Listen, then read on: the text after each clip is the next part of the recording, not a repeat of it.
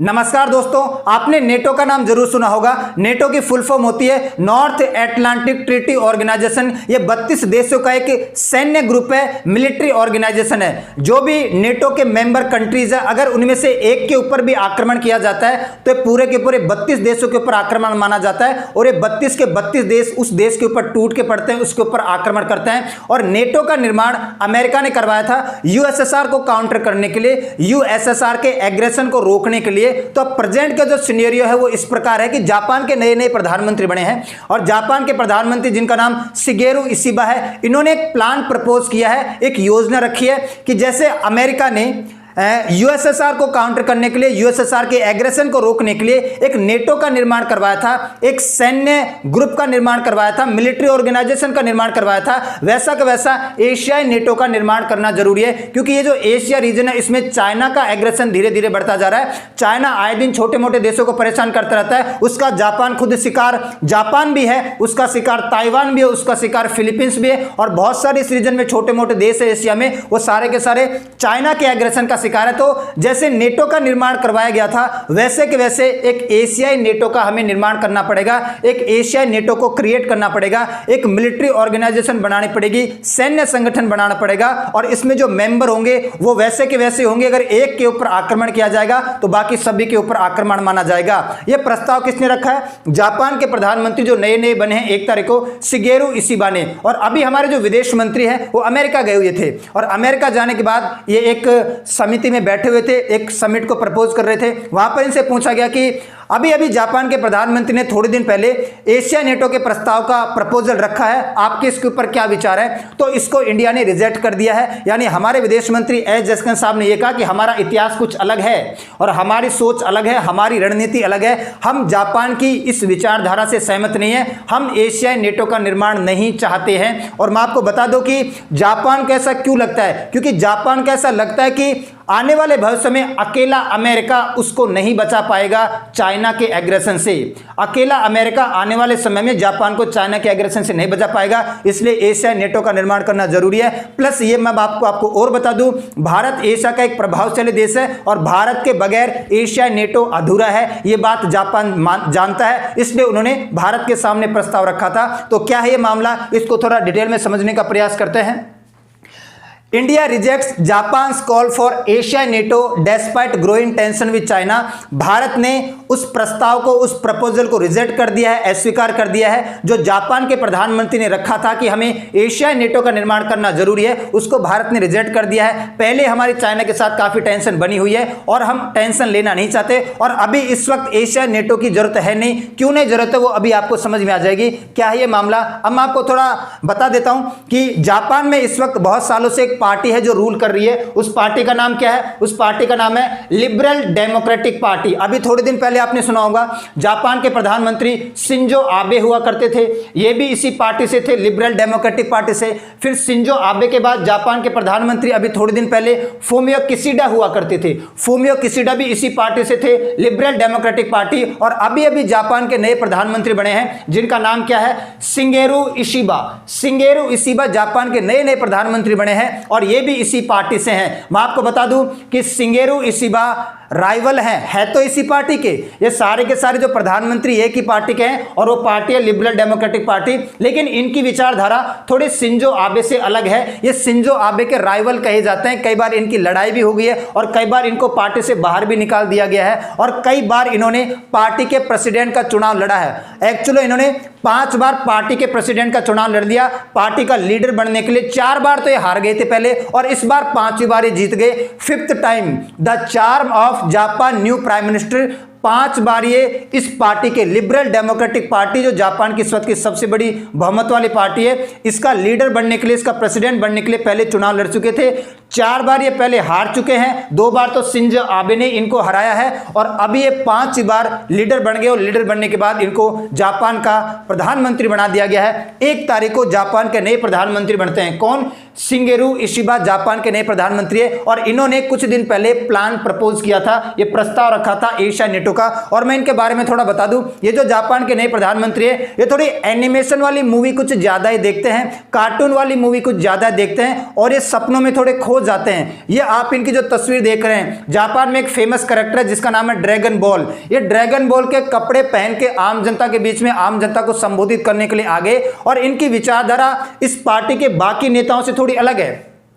इनको ये कहना है कि भाई ये जो शिंजो आबे थे ना ये थोड़े शांत व्यक्तित्व के थे, ऐसा नहीं होना चाहिए। इनकी विचारधारा थोड़ा अल्ट्रा वायर्स है, अल्ट्रा एग्रेशन वाले आदमी है। ये बहुत उद्यतिक और बहुत ही ज्यादा आक्रामक प्रवृत्ति के आदमी है कि जापान को कुछ कर गुजरना चाहिए, जापान का फ्यूचर कहां जाएगा, जापान आने वाले समय में अपने आप को कैसे देखेगा, क्या आने वाले समय में चाइना जापान को कैप्चर तो नहीं कर लेगा। तो थोड़ी उत्तेजित प्रवृत्ति के हैं, आक्रामक प्रवृत्ति के हैं, थोड़ा अल्ट्रा एग्रेशन वाले आदमी हैं बजाय शिंजो आबे की तुलना में। इस वजह से इतने दिनों से पार्टी के लीडर नहीं बन पा रहे थे, लेकिन इस बार जनता ने या इस पार्टी के अन्य मेंबर्स ने इनको चुन लिया है और ये इस वक्त जापान के प्रधानमंत्री हैं। तो थोड़ा ये ध्यान रखना कि इनकी सोच थोड़ी बहुत ज्यादा एग्रेसिव, बहुत ज्यादा आक्रामक है जापान को लेकर, जापान की पावर को लेकर, भविष्य में जापान के एग्जिस्टेंस को लेकर। इस वजह से ऐसी बातें करते हैं। और मैं आपको बता दूं, जापान और अमेरिका के बीच में सिक्योरिटी एग्रीमेंट हो रखा है। 2 बार जापान और अमेरिका के बीच में सिक्योरिटी एग्रीमेंट हो गया है। एक बार तो हुआ था 1951 में, जिसको कहते हैं US Japan security treaty between United states and Japan,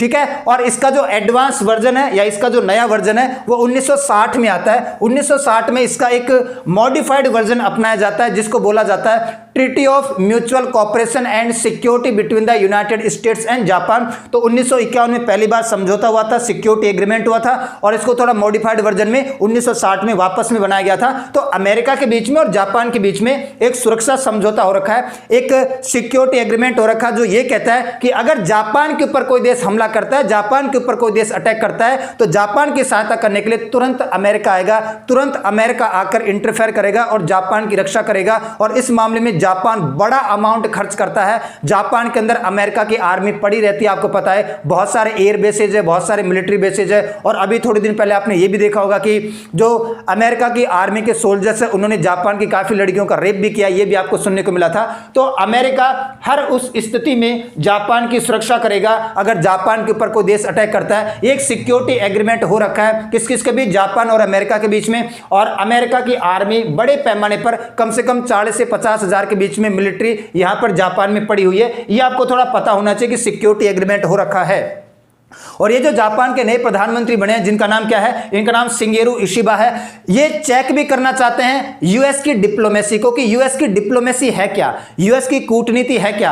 अगर एशिया नेटो की हम बात करते हैं तो क्या यूएस के फेवर वाले देश हैं, जो भी एशिया के अंदर यूएस के फेवर वाले देश हैं, क्या वो इस बात को राजी हो जाएंगे।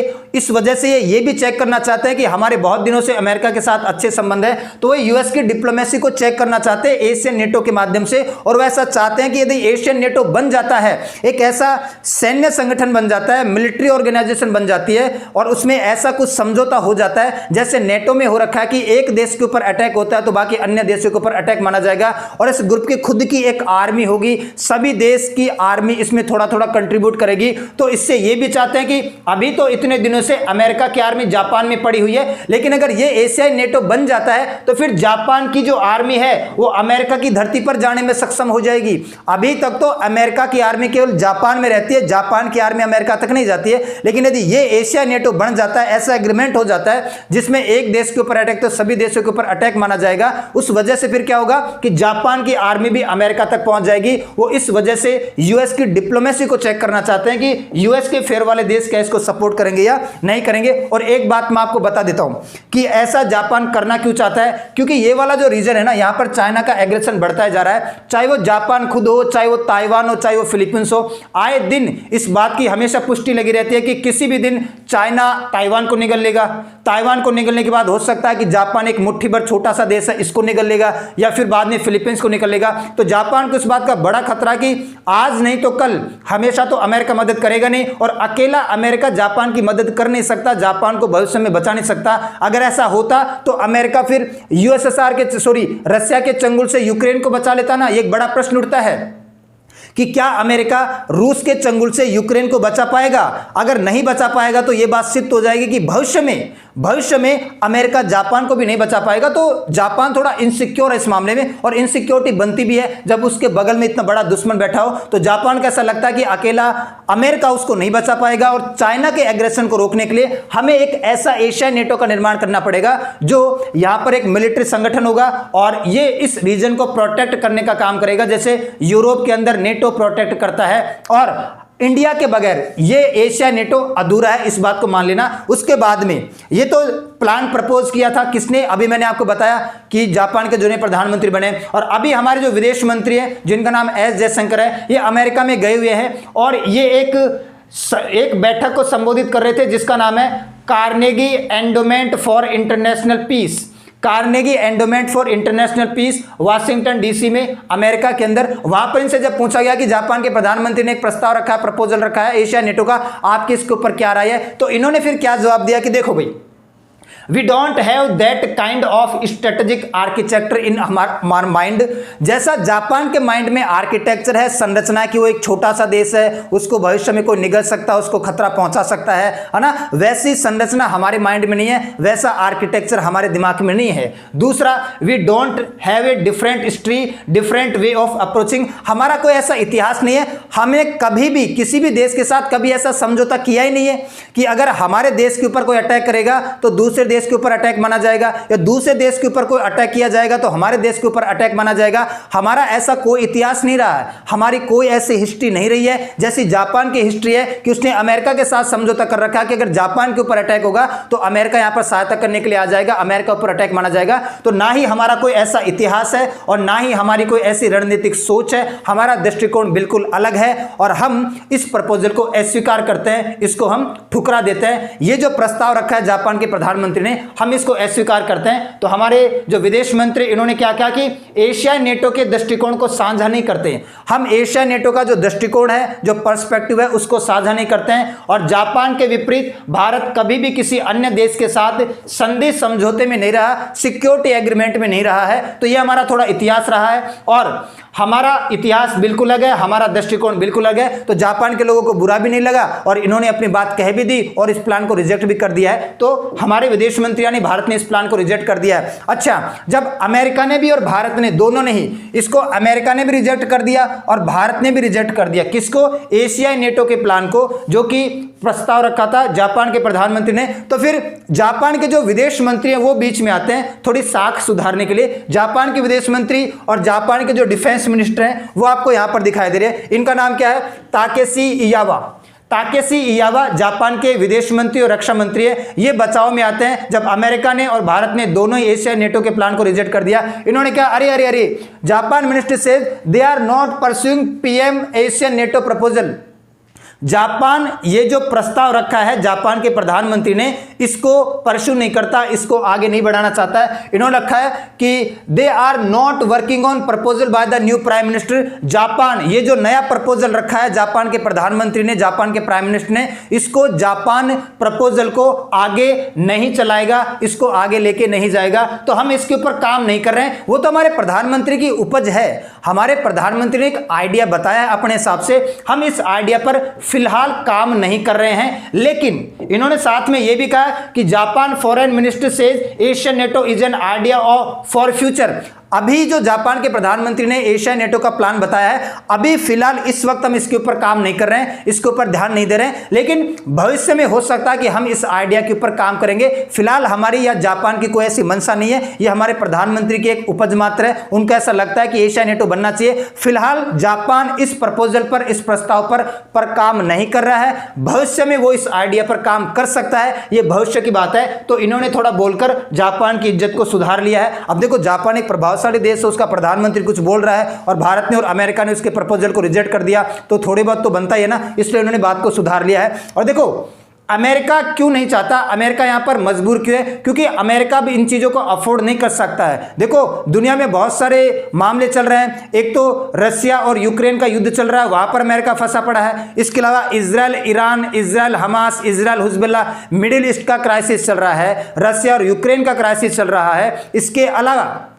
आपको यह भी पता होना चाहिए कि इस वक्त अमेरिका में आर्थिक मंदी के आसार है। कई सारी ऐसी रिपोर्ट सामने आई है कि बहुत ज्यादा मंदी के आसार है। अमेरिका में अभी थोड़े थोड़े दिनों में 8 महीने के अंदर 452 से ज्यादा छोटी बड़ी कंपनियां 452 से ज्यादा छोटी बड़ी कंपनियां दिवालिया हो गई है, बैंकरप्ट हो गई है 8 महीने के अंदर अंदर। तो आने वाले भविष्य में ऐसे कयास लगाए जा रहे हैं कि 2030 के आसपास तक मंदी देखने को मिलेगी, रिसेशन देखने को मिलेगा। तो मंदी या रिसेशन की शुरुआत अमेरिका से ही होने वाली है। तो अमेरिका में आर्थिक मंदी के बहुत ज्यादा आसार है, रिसेशन के बहुत ज्यादा आसार है। तो वो आर्थिक संकट से थोड़ा जूझ रहा है। इसके अलावा अमेरिका के अंदर चुनाव भी है, मिडिल ईस्ट में इजराइल और ईरान का वॉर चल रहा है, इधर रशिया और यूक्रेन का वॉर चल रहा है। तो अमेरिका भी इसको अफोर्ड नहीं कर पाएगा। अमेरिका में इतनी ताकत नहीं है कि वो एशिया नेटो को अफोर्ड कर पाए। एक ऐसा ग्रुप और बना ले नेटो जैसा, जैसा वहां पर पूरे यूरोप पे बवाल हो रखा है, वैसा का वैसा बवाल एशिया के अंदर भी हो जाए और यहां पर भी वो हर बात कूद के पड़े। वो इस वक्त अफोर्ड नहीं कर सकता। अमेरिका यहां पर क्या है, मजबूर है। इसलिए अमेरिका ने भी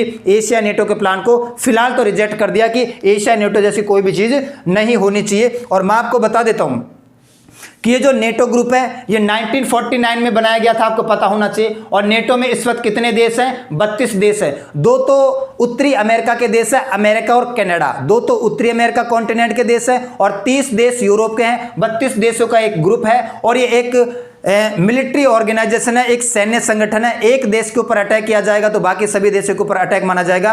और यूएसएसआर को काउंटर करने के लिए और यूएसएसआर के एग्रेशन को रोकने के लिए अमेरिका ने इसका निर्माण करवाया गया था। और मैं आपको यह भी बता दूं, फिलहाल बात कुछ ऐसी है कि नेटो के जो चीफ है वो चेंज हो चुके हैं। 1 अक्टूबर को जापान के नए प्रधानमंत्री भी बने। यह आपकी करंट अफेयर में पूछा जा सकता है। और नेटो के नए चीफ भी बन चुके हैं। नेटो के पहले चीफ कौन हुआ करते थे, जेंस स्टोल्टेनबर्ग। जेंस स्टोल्टेनबर्ग ये पहले नेटो के चीफ हुआ करते थे, नेटो के मुखिया हुआ करते थे, यानी महासचिव हुआ करते थे, जनरल सेक्रेटरी हुआ करते थे। लेकिन अब जो नेटो के नए चीफ बन गए हैं उनका नाम क्या है, उनका नाम है मिस्टर रूट। और रूट कौन है, डच प्राइम मिनिस्टर। ये डच नाम का देश है, उसके प्राइम मिनिस्टर मार्क रूट को अब नेटो का क्या बनाया गया है, जनरल सेक्रेटरी बनाया गया है या सेक्रेटरी जनरल बनाया गया है। तो नेटो के चीफ चेंज हो चुके हैं। और ये जो पुराने वाले सेक्रेटरी जनरल है नेटो के पुराने वाले सेक्रेटरी जनरल जिनका नाम जेंस स्टोल्टेनबर्ग है, इन्होंने एक इंटरव्यू में यह भी बोला था कि हम ये चाहेंगे कि यूक्रेन ही युद्ध में जीते, हम ये चाहेंगे कि रूस यूक्रेन के ऊपर पूरा का पूरा अधिकार ना कर पाए, यूक्रेन को अपने कब्जे में ना ले पाए। वापस से सुना शब्दों को, ये जो जेंस स्टोल्टेनबर्ग है नेटो के जो भूतपूर्व चेयरमैन है या सेक्रेटरी जनरल है, इन्होंने कभी कहा था 1 महीने पहले के आसपास कि हम चाहते हैं कि यूक्रेन ही युद्ध जीते, रसिया युद्ध ना जीते।